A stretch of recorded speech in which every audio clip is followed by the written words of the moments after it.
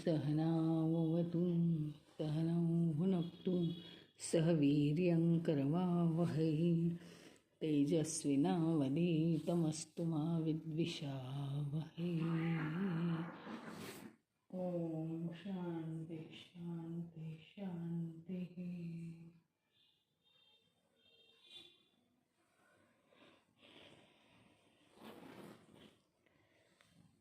अखंडमंडलाकारं व्याप्तं येन चराचरं तत्पदं दर्शितं येन तस्मै श्रीगुरवे नमः. अज्ञानतिमिरान्धस्य ज्ञानाञ्जनशलाकया चक्षुरुन्मीलितं येन तस्मै श्रीगुरवे नमः. गुरुर्ब्रह्मा गुरुर्विष्णु गुरुर्देवो महेश्वरः गुरुरेव परं ब्रह्म तस्मै श्रीगुरवे नमः. स्थावरं जङ्गमं व्याप्तं यत्किञ्चित् सचराचरं तत्पदं दर्शितं येन तस्मै श्रीगुरवे नमः. चिन्मयं व्यापि यत्सर्वं त्रैलोक्यं सचराचरं तत्पदं दर्शितं येन तस्मै श्रीगुरवे नमः. त्वमेव माता च पिता त्वमेव बन्धुश्च सखा त्वमेव विद्या द्रविणं त्वमेव सर्वं मम देवदेव त्वमेव सर्वं मम देवदेव.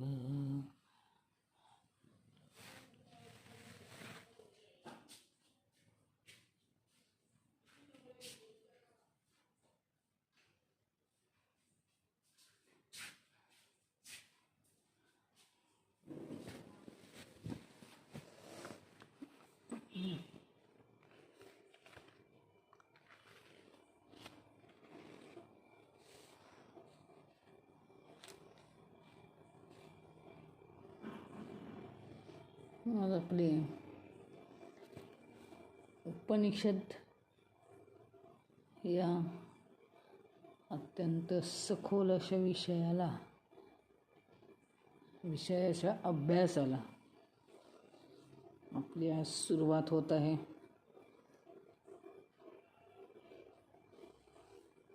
योगायोगाने दिवसही अतिशय चांगला आला आहे.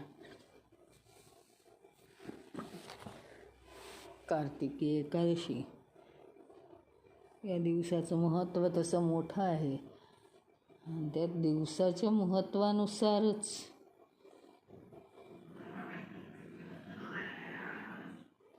शेवटी एकादशी वगैरे हे दिवस म्हणजे ह्याचं काय नुसतं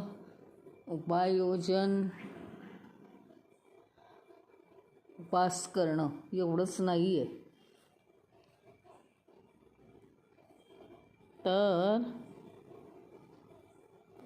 उपवास करणं असं प्रयोजन आहे. उपवास, उप म्हणजे जवळ, भगवंताच्या जवळ वास करणं.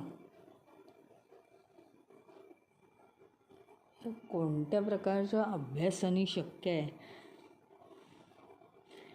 तर केवळ वेदांताच्या अभ्यासाने.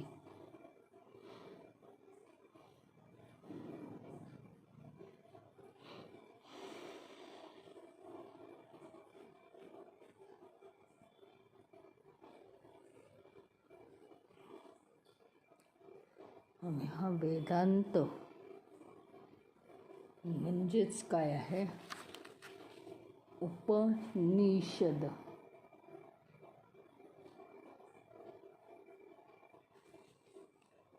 आपल्याकडे 4 वेद आहेत.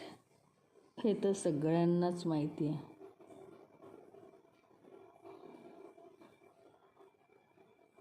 ऋग्वेद, यजुर्वेद, सामवेद, अथर्ववेद, प्रत्येक वेदाच्या शेवटच्या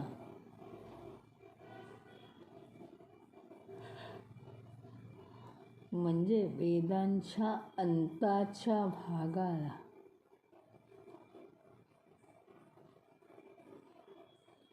शेवटी काय म्हणतात?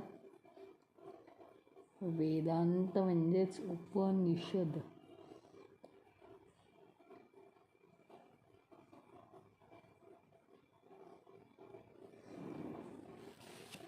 आणि मग वेदांच्या अंताचं जे प्रकरण आहे ते उपनिषद आहे. म्हणून ऋग्वेदाच्या अंती, यजुर्वेदाच्या अंती, सामवेदाच्या अंती आणि अथर्ववेदाच्या अंती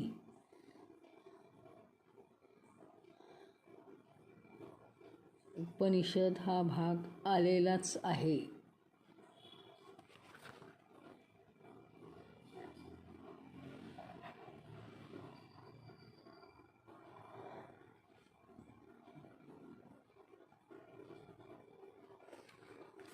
वेद जे आहेत, वेद, ते वेद हा ग्रंथ आपले विषय स्वतःचे, त्याचे जे विषय असतात मांडण्याचे, त्याला खूप महत्त्व आहे.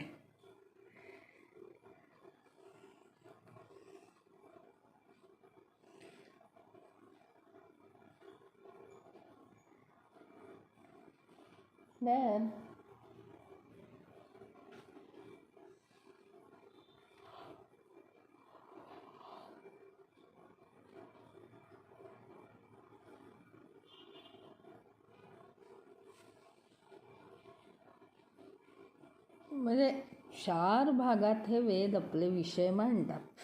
प्रत्येक वेदाचं असंच आहे. मग ज्याच्यामध्ये निसर्ग सौंदर्य आहे, निसर्ग देवता,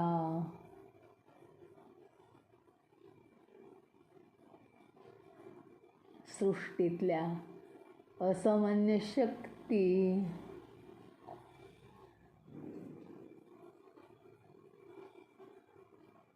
प्रभूंचं स्तवन करणारे उत्कट श्लोक, या सगळ्याला मिळून मंत्र हा विभाग आहे वेदांचा पहिला विभाग.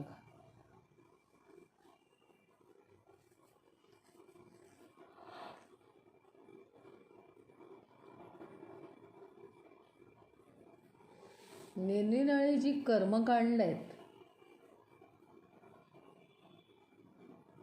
त्या बाबतीतले सगळे विधिनिषेध, कर्मकांडाच्या बाबतीतले विधिनिषेध ही ब्राह्मण या दुसऱ्या विभागात मोडतात.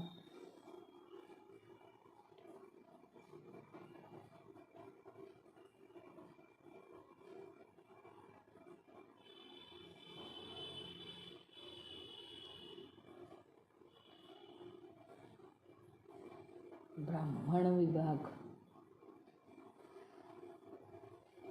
उपासनेच्या ज्या वेगवेगळ्या पद्धती आहेत त्या अरण्यक नावाच्या तिसऱ्या विभागात मोडतात.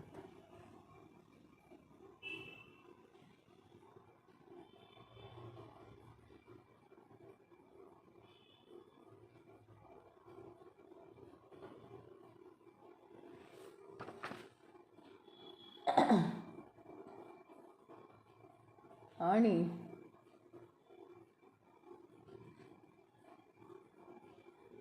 या विश्वाचं जे कारण आहे, शाश्वत सत्य आहे,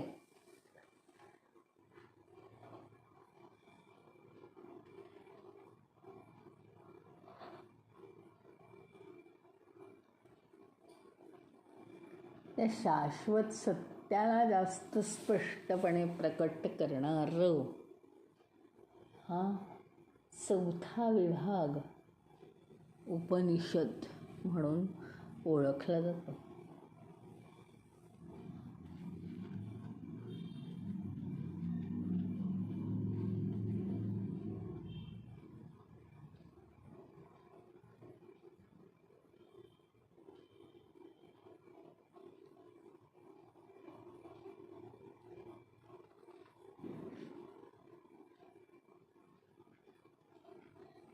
तत्व आत्मतत्व विषयाची गुरु शिष्यांमध्ये चालत आलेली चर्चा हा वेदांत या विषयांतर्गत असलेला हा चौथा विभाग आहे वेदांच्या अभ्यासाचा.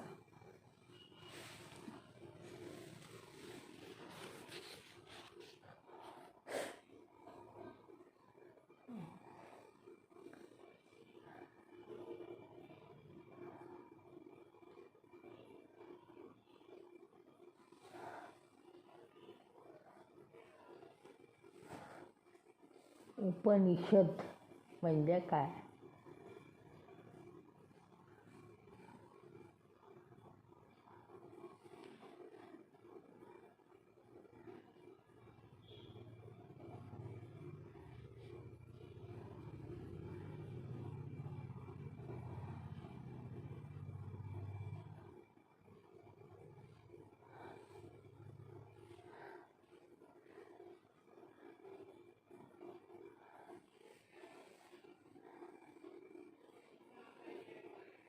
आपलं स्वतःचं स्वरूप जो विषय दाखवतो आणि त्याला सखोल आपण महत्त्व देतो.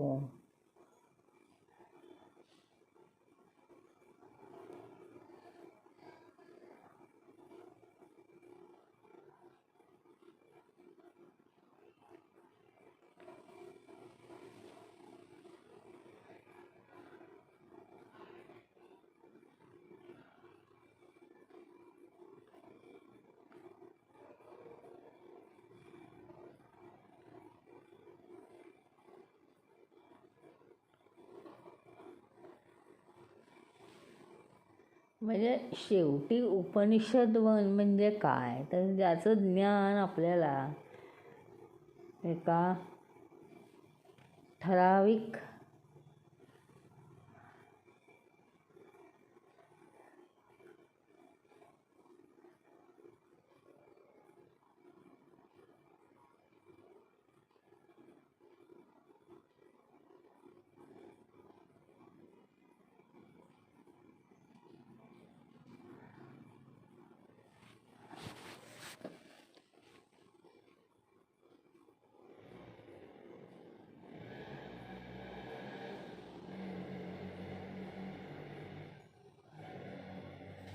काय आहे असा जो विषय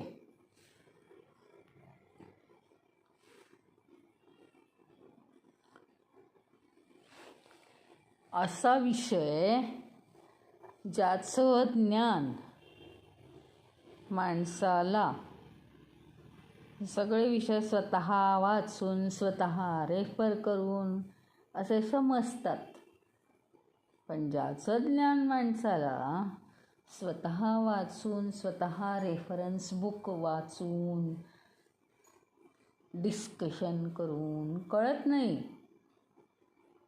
त्यासाठी त्याला काय करायला लागतं? गुरुकडे जाऊन ज्ञान घ्यावं लागतं.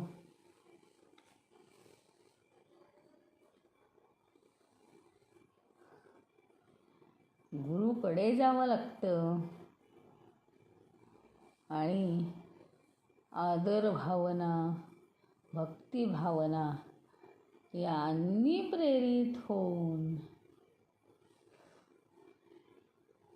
गुरुची स्तुती करून मग खुश झालेल्या गुरुकडून, ईश्वर तत्वाकडे जवळ गेलेल्या गुरुकडून.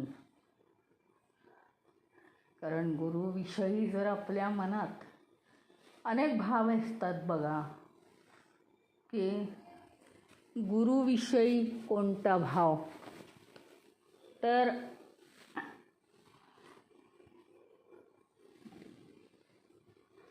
आपण सगळं गुरुकडून काढून घेऊ असा भाव. दुसरा भाव कोणता, की गुरु जे सांगेल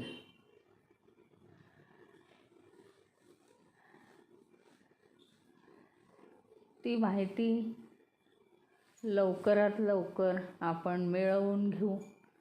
मग गुरु आणि आपण कोणी नाही, तेवढ्यापुरतं सगळं. म्हणजे काय आहे, आपल्याला आपल्या अभ्यासात सांगितलं आहे की सगळं निमित्त आहे. त्याचा उपयोग इथे जर विद्यार्थ्यांनी, म्हणजे असं सांगितलं आहे त्यांनी, त्याचा उपयोग आपण जर शिष्यानी अशा पद्धतीने केलं तर त्याला ज्ञान होत नाही कधीच. काय आहे, आपण ज्ञान समजावून घेऊ, बाकीचं काही आपल्याला देणं घेणं नाही.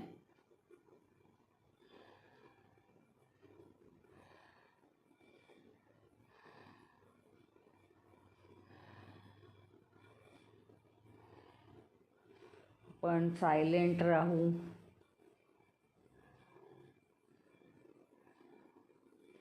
वादाच्या बाबतीत, चर्चेच्या बाबतीत पडायची गरज नाही, हो नाही करायची गरज नाही. आपण फक्त जाणून घेऊ, मग आपलं काम संपलं. अशाही भावनेने, म्हणजे त्यांनी इथे दिलेलं आहे असं सगळं, की अशा कोणत्याच भावनेनी जर आपण गुरुकडून ज्ञान घेतलं. कारण उपनिषद हा विषय, उपनिषद ह्याच्यातच सगळं आलं. उपनिषद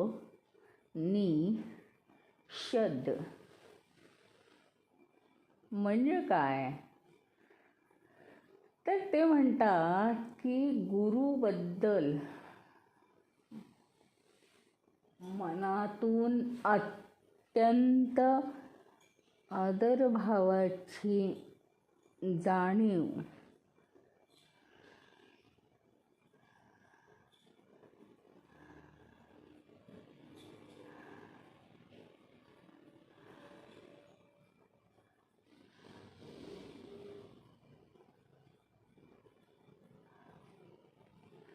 गुरुबद्दल मनात आदर भावना, गुरुबद्दल मनात प्रेम भावना,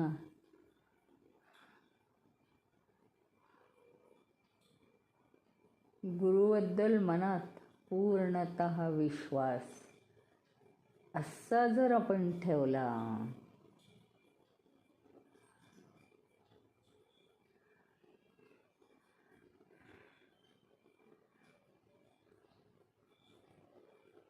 तर आपण आपल्या स्वरूपाची प्राप्ती करून घेऊ शकतो. उप म्हणजे जवळ,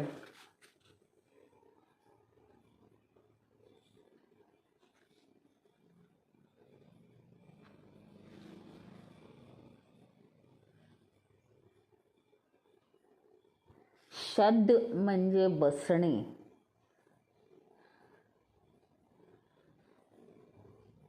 नी म्हणजे खाली, आणि उप म्हणजे जवळ. गुरु जवळ, परंतु गुरुपेक्षा खालच्या आसनावर, म्हणजे गुरुच्या पायाशी बसून. म्हणजे काय, फिजिकली नाही, मेंटली, मनाने अत्यंत द्रवित भावनेने गुरुशी वागून. असं जेव्हा आपण हे ज्ञान घेऊ, तेव्हा ते ज्ञान आपल्याला सहजपणे प्राप्त होतं. इथे कोणत्या पर्टिक्युलर गुरुचा उपदेश केलेला नाही. कोणता ठराविक गुरु, कोणता ठराविक देव असं नाही सांगितलेलं. पण उपनिषद ह्याचा अर्थ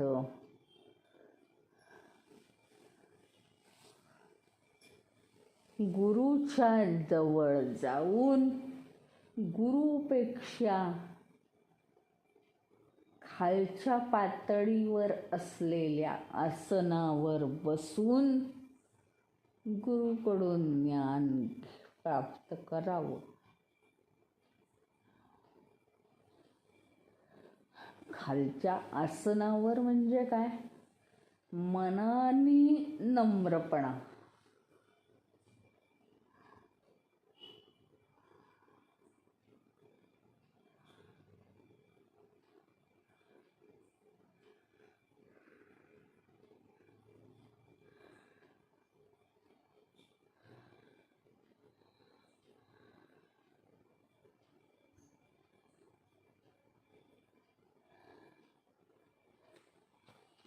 असा अर्थ आहे उपनिषद या शब्दाचा.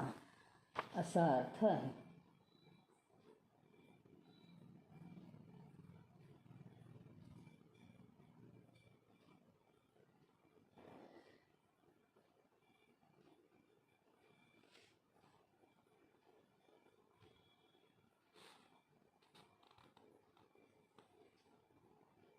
म्हणजे परस्पर वाचून ज्ञान नाही मिळणार तुम्हाला. याचं काहीतरी कल्पना केली वाचून आणि ज्ञान मिळवून टाकलं, तशी ते सगळीच पुस्तकं बाजारात मिळतात.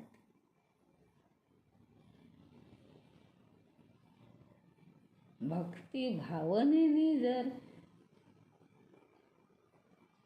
गुरुच्या चरणी लीन होऊन बसायचं असेल तरच आपल्याला उपनिषद प्राप्त होतं.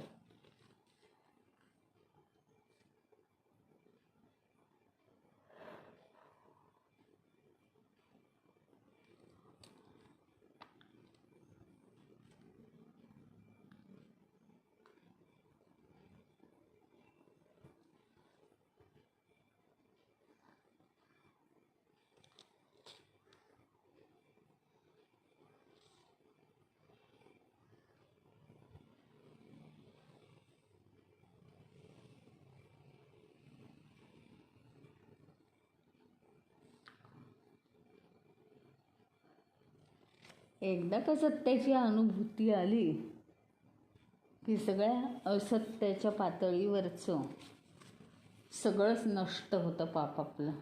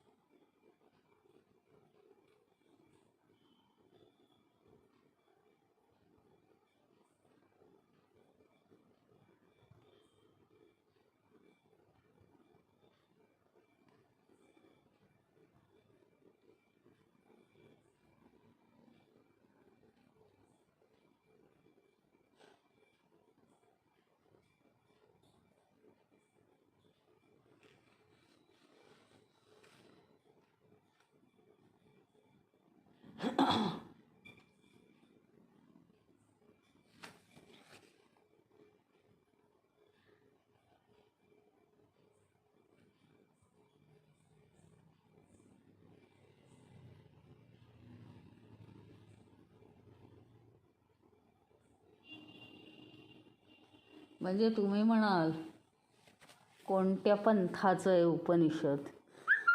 असं त्याला कोणता पंथ नाही लागू पडत, कोणत्या धर्माचं आहे असं नाही आहे. ते स्वतःच्या स्वरूपाचं स्पष्टीकरण म्हणजे उपनिषद.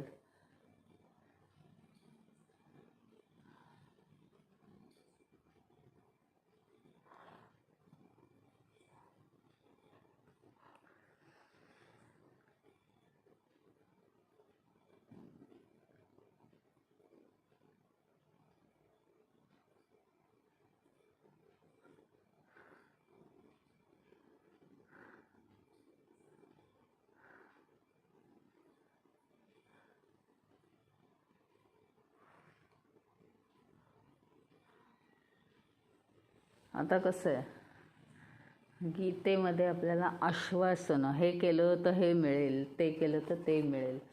उपनिषदात कोणतीही आश्वासनं तुम्हाला मिळणार नाही. स्वतःसाठी जे कोणतीही आश्वासनं तुम्हाला मिळणार नाही. स्वतःसाठी जे करायचं आहे ते करा, नाही तर राहा बाजूला.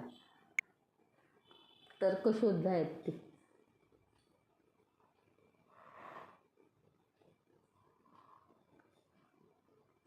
आणि याचं असं आहे म्हणजे की उपनिषदाचं ज्ञान घेता घेता अत्यंत एक तर मन शुद्धच पाहिजे, म्हणजेच ते ज्ञान ताबडतोब ते घेत असतानाच ते आत विरघळेल, आपल्या आत ते उतरेल.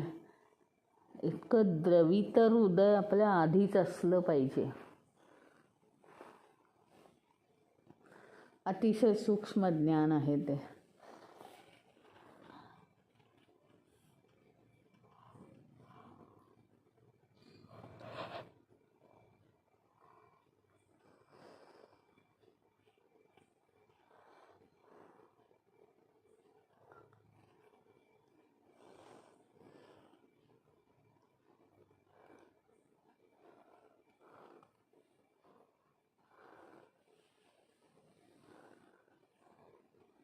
आज आपण सुरुवात जी करणार आहोत उपनिषदाला, ती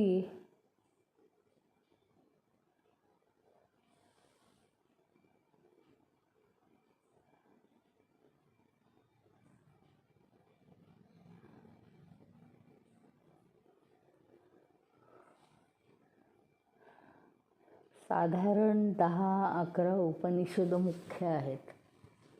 आपण जी सुरुवात करणार आहोत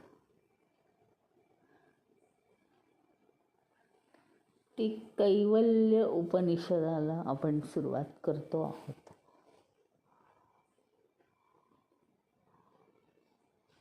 हे कैवल्य उपनिषद अथर्व वेदामध्ये येतं. अथर्व वेदाच्या शेवटी येतं.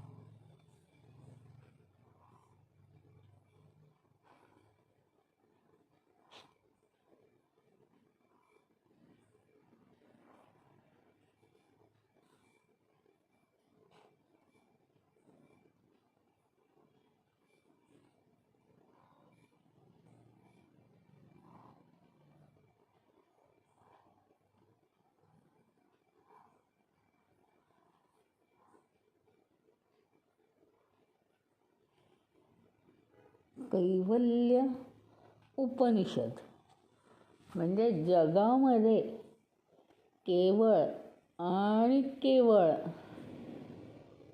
एकमेव तत्व आहे.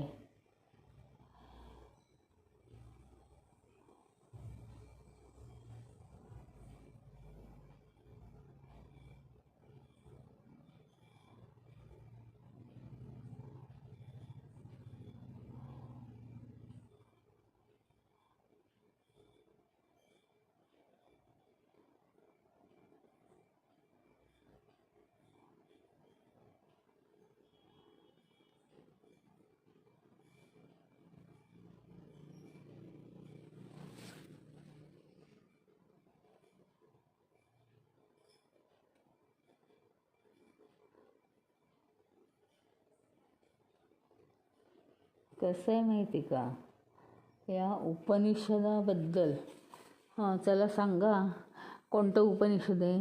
हो का, कैवल्य उपनिषद. मग राहील आमच्या लक्षात, आम्ही त्याचं नाव पाठ करतो. आता आम्हाला कळलं कैवल्य उपनिषद. मग त्याच्यात काय काय सांगितलं आहे, तुम्हीच फक्त सांगण्याचं काम करा, आमच्या लक्षात राहील सगळं. असं नाही आहे. असं हे उपनिषद हा विषयच नाही आहे. तर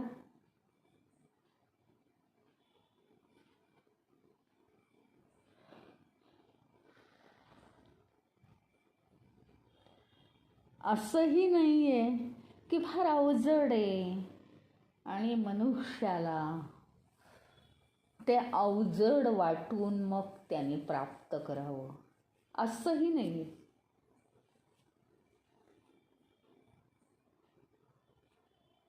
पण स्वतःच्या अनुभवाने काळजीपूर्वक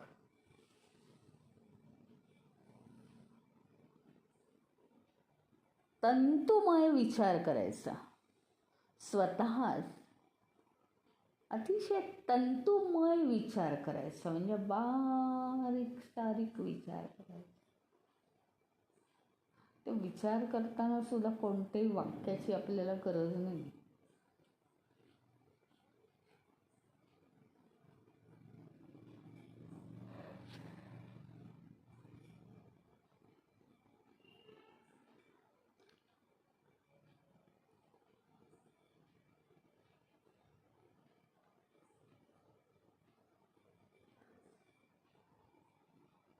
असा तंतुमय विचार, अतिसूक्ष्म विचार करून वैशिष्ट्यपूर्ण असा स्वस्वरूपाचा, बडबडायला नुसते मोठे मोठे श्लोक नाही, तर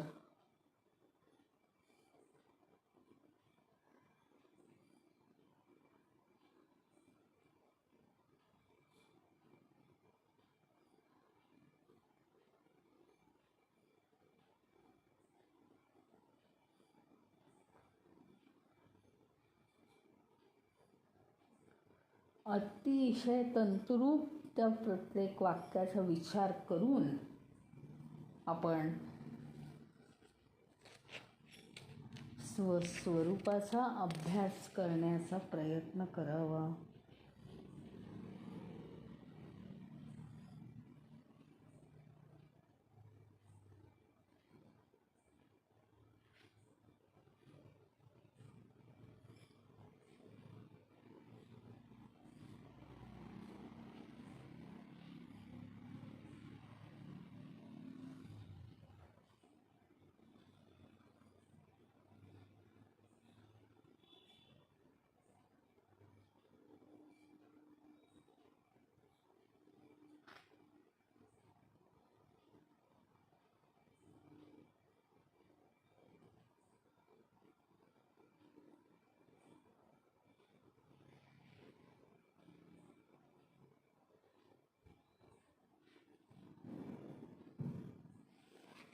असा जो सूक्ष्म अभ्यास करणारा शिष्य असतो, तो शिष्यसुद्धा सामान्य शिष्य नसतो.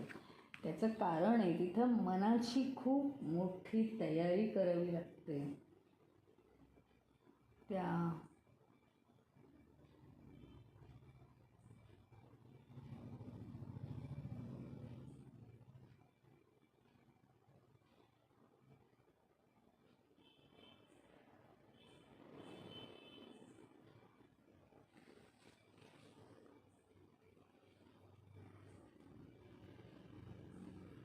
इथे तुम्हाला आहे ना, मनाला आनंद देईल अशी कोणतीही गोष्ट सापडणार नाही. ह्याचा अर्थ असा नाही की उपनिषद खूप कठीण आहे आणि अगदी अतिशय उभे चेहरे करून ते शिकायचं आहे, असा अर्थ नाही. आणि दुसरं एक मात्र पथ्य पाळायला पाहिजे की दरवेळेसारखं वागून आता चालणार नाही. ह्याच्यात जो त्यांनी विषय मांडला आहे तोच मी सांगते की विषय उपनिषदाचा चालला आहे आणि तुम्ही म्हटलं की दिवाळी फराळ कसा झाला होता. हे असं या पाठाच्या शेवटी असं होता कामा नये. म्हणजे त्यांनी जे जे या प्रस्तावनेत मांडले ते सांगते मी. शेवटी आपण आत्मस्वरूपाचे विषय आपल्या जवळ घेऊन मग आपण झोपणार आहोत. म्हणजे आपल्याला आपली स्वतःची स्वतःला उत्तर सापडणार आहेत कालांतराने.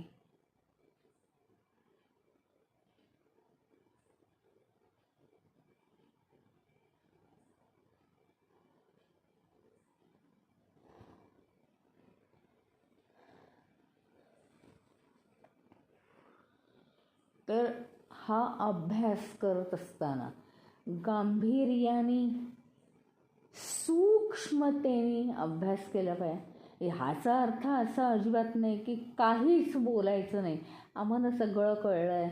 नाहीतर मग तुम्ही म्हणाल की हे काय बोलताय तुम्ही, नको, त्याच्यापेक्षा आम्ही काही सांगत नाही, झाकली मूठ 1.25 लाखाची. असं सगळंच अयोग्य आहे. पूर्ण न बोलणं,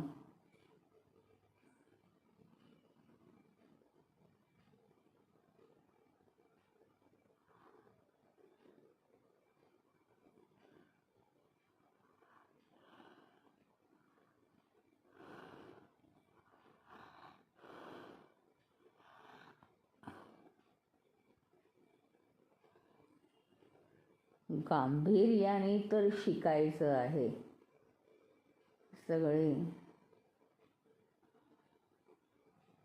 शिष्य वाट पाहत आहेत कालपासून.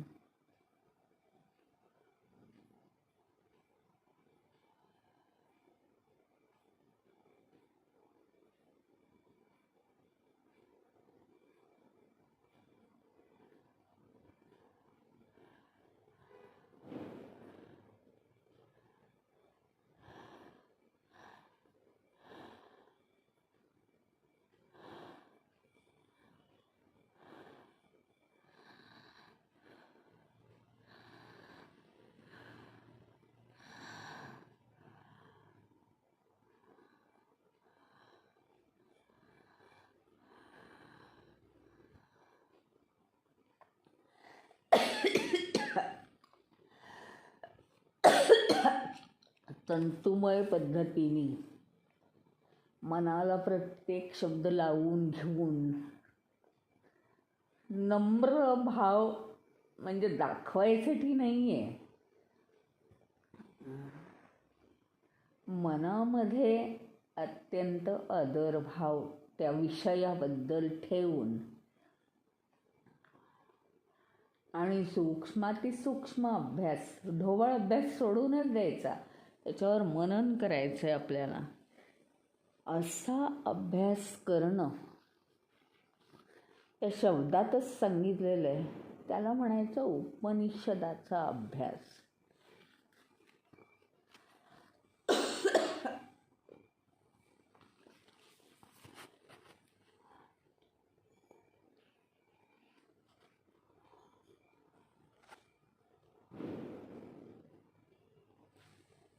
इथे ना खरं सांगायचं तर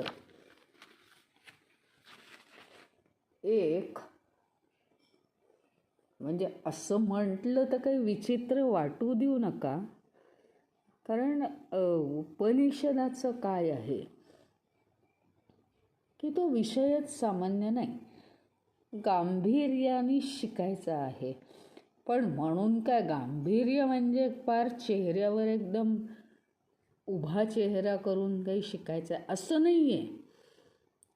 गांभीर्याने शिकायचं म्हणजे खूप सहज सहज सगळे विषय मजेमध्ये आपण घेतो किंवा बौद्धिक पातळीवर घेतो. तर हे बौद्धिक पातळीवर शिकून ते अनुभवाच्या पातळीवर कसं येईल हे वेदांत, हे उपनिषद, हे बघायचं आहे आपल्याला. तर ह्याच्यामध्ये ना आपल्या सगळ्यांना परिचित असलेलं असं मंगलाचरण आहे. मंगलाचरण याचा अर्थ शांतीपाठ. म्हणजेच काय तर मंगल आचरण, त्याचा अर्थ ग्रंथ आपण सुरू करत असताना, ग्रंथ सुरू करण्यापूर्वी ईश्वराला केलेली प्रार्थना. वेगवेगळ्या पद्धतींनी ईश्वराला प्रार्थना केली म्हणा, जवळजवळ ईश्वरासमोर शपथच घेतली असं म्हणा, प्रतिज्ञा केली आहे असं म्हणा. काय तर आपल्या सगळ्यांना माहिती आहे हा मंत्र, ओम भद्रं कर्णेभिः शृणुयाम देवाः भद्रं पश्येमाक्षभिर्यजत्राः. म्हणजे काय, देवांना सांगितलेलं आहे आमच्या कानांनी आम्हाला फक्त मंगलमयच ऐकू येऊ दे.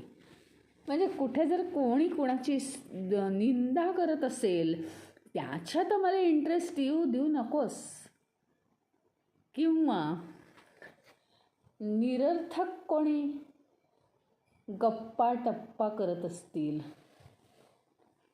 तर त्याच्यात फार इंटरेस्ट आम्हाला येऊ देऊ नकोस. आम्हाला निरंतर स्वस्वरूपाच्या चिंतनात आमचा वेळ जाऊ दे. आम्हाला आमच्या कानांनी फक्त मंगलमय असंच ऐकायला मिळू दे.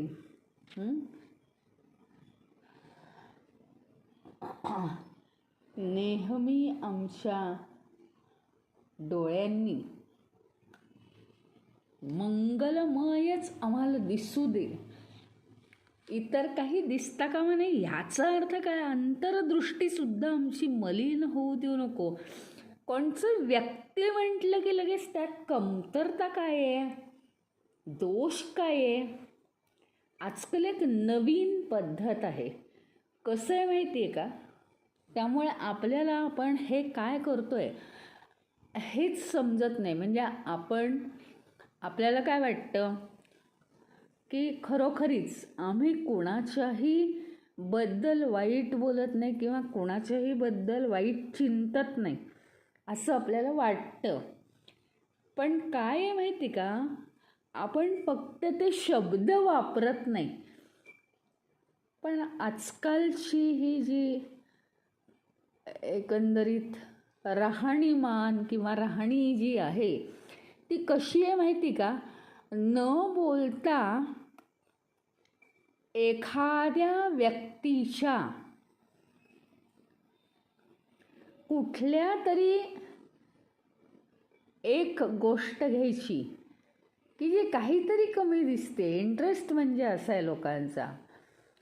हे एवढ्यासाठी सांगते की इतकं सूक्ष्म आहे उपनिषद, आणि त्याच्याकडे लक्ष आकर्षित करून त्या विषयावर, म्हणजे उदाहरणार्थ मी समजा एखाद्याने काहीतरी केलं वेडवाकडं, ते इतरांच्या दृष्टीला कसं पडेल, एकही शब्द न बोलता सगळ्यांच्या दृष्टीला ते आणून द्यायचं.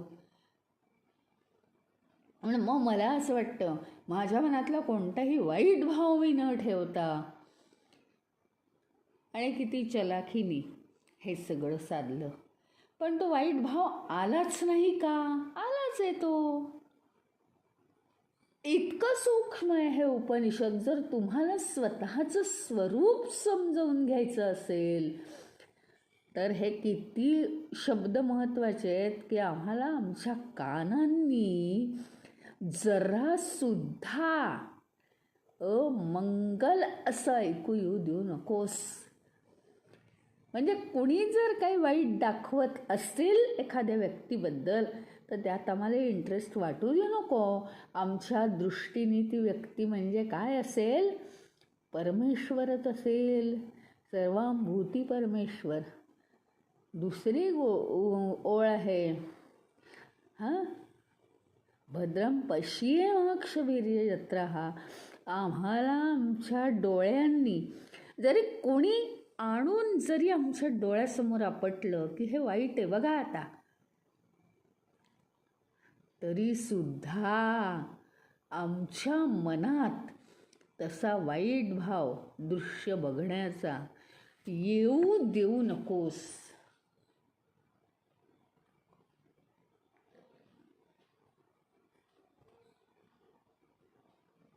स्थिरैरङ्गैस्तुष्टुवांस्तस्तं तनूभिः व्यशेम देवहितं यदायुः.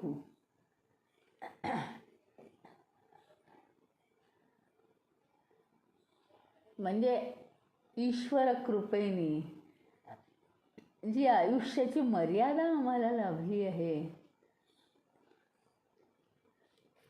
संपूर्ण त्या जीवनामध्ये आम्ही कोणतेही जास्तीचे जीवन मागत नाही आणि पळून जायसाठी कमी आम्हाला जीवन पाहिजे असंही आम्ही म्हणत नाही. जे काही ईश्वराने आम्हाला आयुष्याची मर्यादा दिली आहे त्याच्यामध्ये आम्ही केवळ आणि केवळ ईश्वराची स्तुती करत राहू. म्हणजे स्वस्वरूपाची स्तुती म्हणजे काय? त्या स्वस्वरूपाला आम्ही आठवत राहू, त्याचं स्मरण करत राहू, त्याला प्राप्त करण्याचा प्रयत्न करत राहू.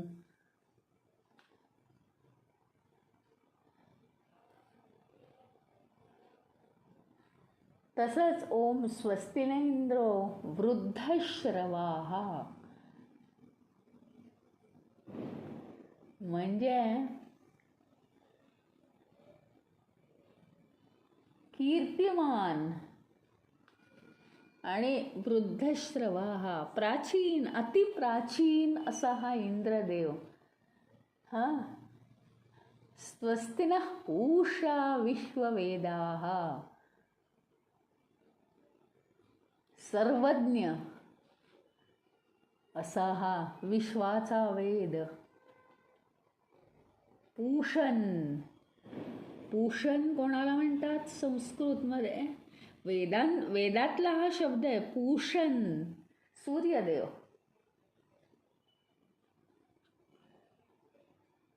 स्वस्ती म्हणजे काय?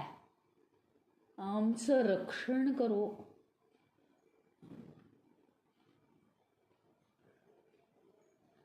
सगळ्या आमच्या हानी, आमचं अकल्याण जे आहे त्याच्यापासून रक्षण करो. हा इंद्रदेव, हा सूर्यदेव, हा तेजस्वी. पुढे काय? स्वस्तिनस्तार्क्ष्यो अरिष्टनेमिः.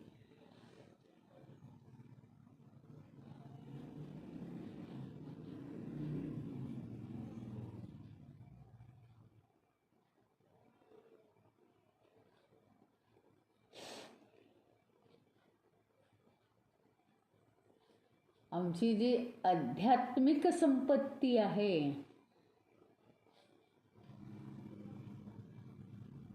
तीच इतर आमच्यातल्या ज्या दुष्ट विचारशक्ती आहेत, अरिष्ट, त्यांच्यापासून आध्यात्मिक संपत्तीचं, आमच्यातल्या आध्यात्मिक संपत्तीचं रक्षण करू. कोण? तर हा वायुदेव. कारण वायूप्रमाणे वाहणारं जे आमचं मन आहे त्याची गती जरा कमी होऊ दे. आणि हा बृहस्पती आम्हाला स्वस्ती नो, म्हणजे हा जो बृहस्पती आहे ना, हा आम्हाला हे ज्ञान मिळण्यासाठी आणि हे ज्ञान मिळेपर्यंत गुरुपदेशाचं पालन आमच्याकडून होण्यासाठी हा बृहस्पती देव आमचं आम्हाला एका शूरवीराचं तो अंतःकरण देव. शूरवीर म्हणजे काय? तो ईश्वर काय आम्हाला लगेच लाभणार नाही आहे, ते आत्मस्वरूप काही लगेच प्राप्त होणार नाही आहे. अनेक जन्मांची साठवण आहे. त्याच्यामुळे आमचा पेशन्स जाता कामा नये. आम्हाला शूरवीराचं अंतःकरण प्राप्त करून देव आणि आमचं कल्याण करो अशी प्रार्थना केली आहे. पण मात्र ओम भद्रं कर्णेभिः शृणुयाम देवाः भद्रं पश्येमाक्षभिर्यजत्राः ही मात्र शपथच घ्यावी लागेल. मनात जर एवढंसं सुद्धा किलमिश दुसऱ्याबद्दल आलं नाही, एवढंसं सुद्धा वाईट भाव कुणाकडे पाहून मनात आला नाही, असं जर सातत्य ज्या मनाचं राहील त्या अंतःकरणातच हे सत्य प्रकटतं. सहजासहजी त्याला काय झालं, याला काय झालं, इन शॉर्ट काय आहे, हे कसं आहे, ते कसं आहे, याला काही महत्त्व नाही, हे आम्हाला आता कळलेलं आहे. इतकं सहज सोपं नाही आहे. अत्यंत शुद्ध अंतःकरण आपल्याला ठेवावं लागेल. म्हणजे त्यांनी याच्यात खूप बारकावे दिले आहेत इंट्रोडक्शनमध्येच, की गुरु म्हणजे काय. तर जो विषय चाललेला आहे त्याच्याबद्दल मनात खूप विनम्र भाव ठेवावा. आणि तो भाव कसा मेंटेन होणार आहे, तर मन शुद्ध राहिल्यावर. मग मन शुद्ध कसं होणार आहे? 24 तास त्याची शुद्धीकरण पाळलं तर. 24 तास बघा तुम्ही, एक साधी गोष्ट आहे. म्हणजे ते काय आता सगळ्यांना कंपल्शन किंवा सगळ्यांचा तो परिचयाचा विषय आहे असं माझं म्हणणं नाही. उदाहरण म्हणून एक घ्यायचं आहे जस्ट, त्यात सिरियसनेस काही नाही. पण एक चातुर्मास आहे. आणि चातुर्मासात काय असतं की आपण भरपूर सगळे देवांचे संस्कार करतो, पूजा अर्चा, काहीतरी नेम करतो, काहीतरी स्तोत्र म्हणतो, काहीतरी पोथ्या वाचतो, काहीतरी रामायण आम्ही वाचणार, काही आम्ही भागवत वाचणार, आम्ही हे करणार, आम्ही ते करणार, असे नेम करतो. त्याच्यासाठी आपलं अंतःकरण शुद्ध राहण्यासाठी काय आहे की कांदा आणि लसूणने अनेक विकार मनामध्ये निर्माण हे सगळ्याच अन्नानी होतात. वेगवेगळे विकार निर्माण होतात. म्हणून योगी लोक काय करतात की थोडं वेगवेगळ्या प्रकारचं अन्न टाळून ते थोडं अन्न खातात, जरुरीपुरतं. अर्थात आपल्याला इतकं सगळं जमणार नाही, कारण आपण संसार करतो, कामं करतो, भूक लागते आणि त्याच्यामुळे आपल्याला बरंच खावं लागतं. म्हणजे विशिष्ट सत्व मिळायला पाहिजेत आपल्याला. पण योगी लोक एका ठिकाणी बसून ते सगळे वर्ज्य करतात आणि ज्याने अंतःकरण जड होईल अशी ते खूप काळजी घेतात. आपल्याला ते जमणं शक्य नाही. पण कांदा लसूण हे अधिकाधिक विकार निर्माण करणारे आहेत. मग आपण काय करतो? काय 2 दिवस बंद करतो का? नाही. तर म्हणतात की 4 महिने बंद केलं की अंतःकरण शुद्धी होते. आता हे 4 महिने बंद करावं लागतं, तेव्हा कुठे अंतःकरण शुद्धी होते? थोडीफार होते. संपूर्ण वर्षभर बंद करणं शक्य नाही तुमच्या आमच्यासारख्या सामान्य व्यक्तीला. कारण असंही म्हणतात की ते औषधीसुद्धा आहेत. डॉक्टरच्या म्हणण्यानुसार ते औषधी पण आहेत. सगळ्याचा शेवटी समन्वय राहायला पाहिजे, ही गोष्ट आहे. परंतु काहीतरी भाग आपला सात्विक होतो की नाही मनाचा, हे जसं आहे, हे जसं आपण पथ्य पाळतोय 4 महिने, तसं पथ्य जर 24 तास मनाच्या बाबतीत पाळलं, पथ्यच पाळायचं आहे आपल्याला, की 2 मी शपथा घेतलेल्या आहेत, शपथ. काहीही झालं तरी भगवंता मी अशी शपथ घेतो की माझ्या कानांना फक्त चांगलंच ऐकू येऊ दे, सत्यच ऐकू येऊ दे. माझ्या डोळ्यांनी फक्त चांगलं, सत्य तेवढंच पाहिलं जाऊ दे. बाकीच्या कुठल्याही विकारी गोष्टीशी मला काहीही देणं घेणं नाही आहे या जगातल्या.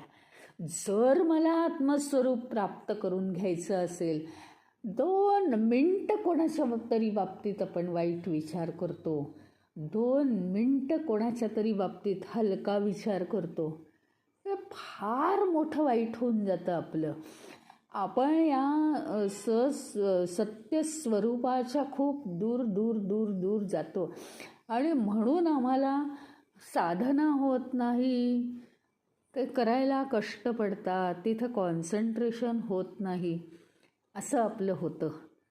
तर या 2 गोष्टींचं स्मरण आपल्याला सारखं ठेवायचं आहे आणि सगळ्या वाईट विचारांपासनं मन त्या त्या क्षणी दूर घालवायचे. कोणत्याही विषयावर कोणालाही नावं ठेवण्याचे विचार. काय होतं, काही ठिकाणी आपण गेलो, काहीतरी एका फंक्शनमध्ये गेलो, तिथे असंच जेवण ठेवलं होतं, ते सत्य आहे, तुमचं म्हणणं बरोबर आहे, ते सत्य आहे की ते असं जेवण किंवा गार जेवण होतं, असं काहीतरी असतं. सत्य जरी असलं तरी कुठल्याही या विश्वातल्या वाईट विचाराला, हलक्या प्रतीच्या विचाराला थोडेसे जरी तर तुम्ही चिकटलात तरी तुम्ही स्वस्वरूपापासनं एक फरलांग दूर जाता. हा जर विचार मनात ठेवला तरच आपल्याला निदान उपनिषदांचा जेवढे काळ अभ्यास करायचा आहे माहिती नाही. प्रमुख उपनिषद 11 आहेत. किती आपण अभ्यासणार आहोत माहिती नाही.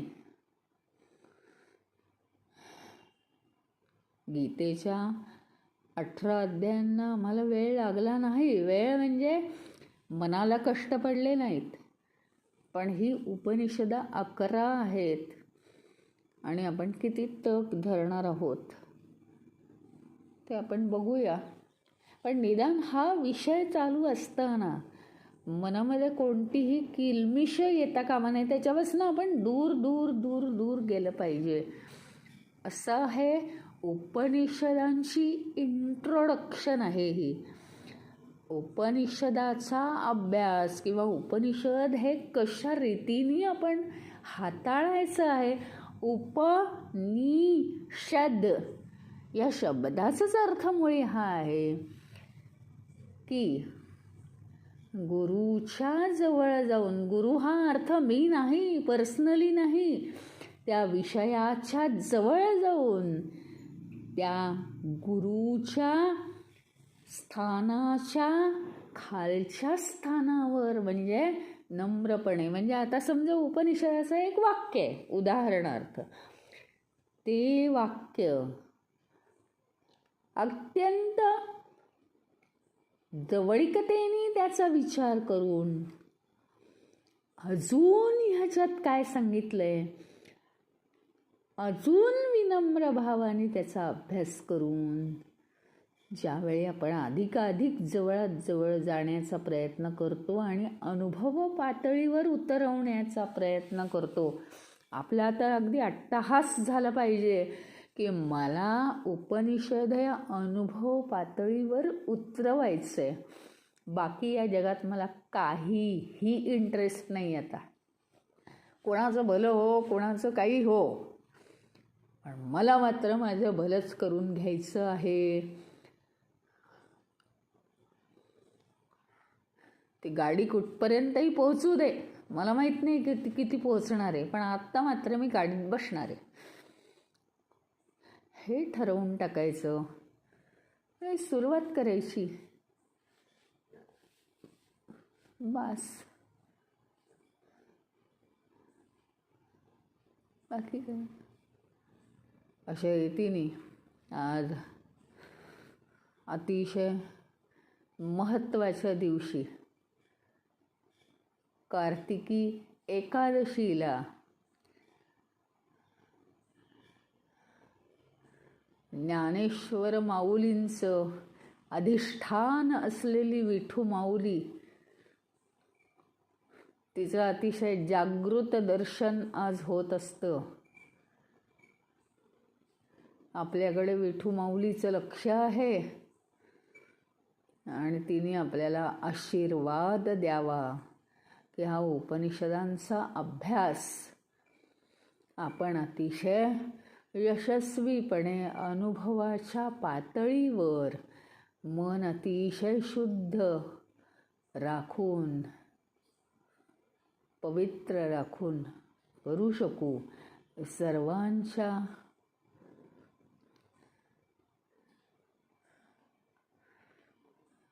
सर्वांची मागणी ते विठू माऊलीला मी मागते, अशी मी प्रार्थना करते की आमचं कल्याण हो,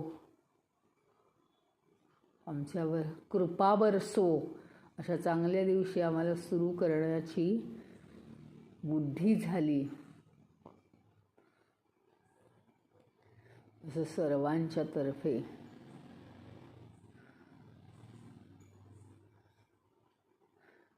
विठू माऊलीला प्रार्थना आहे. बाकी आता दुनियेचं काहीही हो, पण माझं मन मात्र शुद्धच राहिलं पाहिजे. माझ्यासमोर कोणी काहीही करो, पण मनातून व्यवहार व्यापार तुम्हाला जो करायचा तो करा, मनातून सगळी किलमिश ताबडतोब काढून टाकली पाहिजेत. आणि हे जे जीवन आहे ते अपुरं आहे. दुसऱ्याच्या काय किंवा माझ्या काय हातून कमी जास्त चुका होणार. त्यात काय सुधारायचं ते सुधारायचं, नाही सुधारायचं ते नाही सुधारायचं आपापल्या स्वभावाप्रमाणे. परंतु किलमिश मनात आलं नाही पाहिजे. सगळे चुकणार आहेत, सगळे दुरुस्त होणार आहेत, सगळे सुधारणार आहेत आणि सगळे पुन्हा नवीन नवीन चुकत जाणार आहेत, पुन्हा सगळे सुधारणार आहेत, कारण सगळेच अपूर्ण आहेत. आपल्याला जे वाटतं दुसरा चुकतो त्याच्यातच हा भाव आहे, मी खूप परिपूर्ण आहे, दुसरा काहीतरी चुकतो, तो भावच निघून गेला पाहिजे. ही आहे मनाची शुद्धी. काहीही राहिलं नाही पाहिजे.